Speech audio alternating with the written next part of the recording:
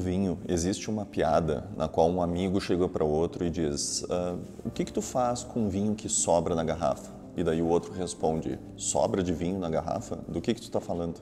A grande questão é que eventualmente sobra sim vinho na garrafa e nem sempre a gente sabe o que fazer. Meu nome é Maurício, eu sou professor da BSRS e hoje a gente vai trazer aqui algumas dicas de como dar uma sobrevida naquele vinho que sobra na garrafa.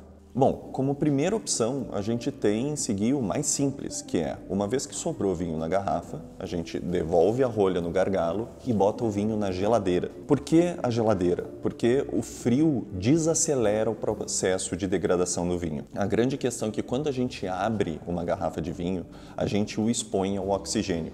E o oxigênio é um agente duplo. Ao mesmo tempo em que ele permite a expressão dos aromas que passaram um bom tempo guardados dentro da garrafa, ele também dispara um processo de deterioração do vinho, uma oxidação.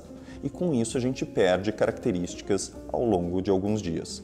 Ao colocar a rolha de volta no gargalo e colocar o vinho na geladeira, eu desacelero esse processo de oxidação, que vai continuar acontecendo, mas assim eu ganho um pouquinho mais de tempo e em até 3 dias eu vou ter o vinho fresco, agradável e ok para o serviço, ok para beber. No caso do tinto, obviamente, a temperatura de serviço dele não vai estar adequada quando eu resolver degustar esse vinho novamente. Bom, aí é só tirar a garrafa da geladeira uns 30 minutos antes da degustação e tá tudo certo. Ele vai voltar à temperatura ambiente e a gente pode curtir o nosso vinho numa boa. Uma dica importante é, ao manter o vinho na geladeira, mantê-lo de pé e não deitado na prateleira da geladeira. Por quê? Porque quando eu tenho vinho de pé na porta da geladeira, eu tenho uma menor superfície de contato entre o vinho e o ar que está dentro da garrafa. Se eu coloco ele deitado, eu amplio essa superfície de contato e assim, de alguma maneira, eu também estou contribuindo para o processo de oxidação. Uma alternativa para dar uma sobrevida ainda maior ao seu vinho que sobrou é fazer uso de um acessório bastante barato, simples, fácil de usar e que a gente encontra quase que em qualquer lugar, em grandes supermercados, lojas especializadas. São essas bombas de vácuo, que são formadas basicamente por uma vedação de silicone, uma vedação temporária, e uma bomba que vai tirar o oxigênio de dentro da garrafa, ou pelo menos parte dele. Com isso, eu amplio a vida útil do vinho antes a gente estava falando em 3, 4, 2 dias, para até 1 semana, tranquilamente. Claro que esse tempo sempre depende do quanto de vinho sobrou na garrafa e na estrutura desse vinho.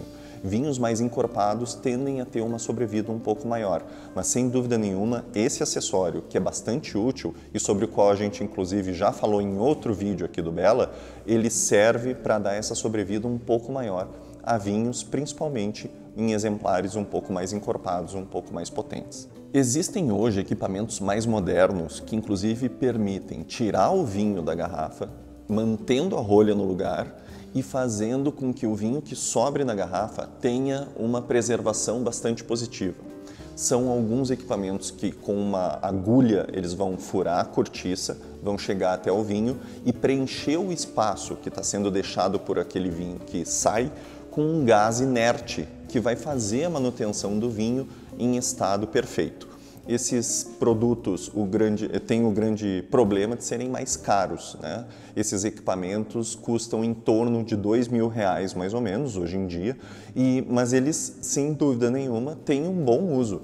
É a chance da gente provar um pouco de alguns grandes vinhos sem perder a qualidade dele todo e sem precisar degustar o vinho todo de uma vez. Voltando a uma dica bastante prática para o dia a dia, a gente, para preservar o vinho que sobra na garrafa, pode fazer uso de garrafas menores, ou seja, meias garrafas ou aquela garrafa baby que contém mais ou menos 1/4 do volume de uma garrafa normal.